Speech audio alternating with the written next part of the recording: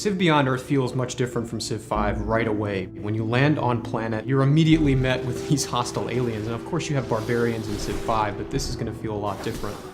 We're huge fans of both science and science fiction, so we wanted to make sure the game starts in a believable place. But it starts moving out very quickly and taking these little steps into the more fantastic. So for that, we looked, far and wide, especially the canon of classic sci-fi literature. There's really no shortage of great sci-fi material out there that we drew from. One of the things that we had a great time doing was figuring out who the cast of characters is going to be. And the way we did that is we started with the geopolitical landscape of Earth as it is right now, and introduced this thing that we called the Great Mistake. The result of that was this reshuffling and mass migration of people. So the nation sort of reassembled themselves and clawed their way out of this dark age, and it's at the point where they're finally back on their feet again that the game begins, where they're sending spaceships to new worlds.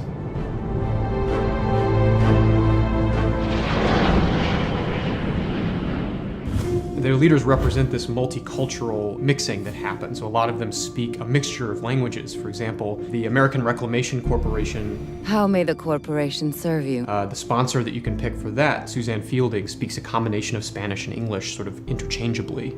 Imposible. A lot like how everybody swears in Chinese in Firefly. It tells a lot about what happened without saying much. So the tech web is probably the most fundamental change to this game. Tech is really the engine of civilization, and in Historic Civ it follows a pattern that most people already recognize. But in this game, you're moving forward into an uncertain future, which has technologies that we obviously haven't invented yet. So we wanted to make a structure that would let the player play exploratively and kind of discover along the way what technologies were going to be useful or advantageous or just interesting to them. And the tech web is so big that you will not get all the technologies in the course of any one game, which is another departure from Historic Civ. But then you start again and end up with a completely different blend that makes your game more exploratory and also more replayable. The orbital layer is a really exciting addition to Civilization. The ground is always the star of the show. And the orbital layer is there to reinforce that drama that's going on underneath.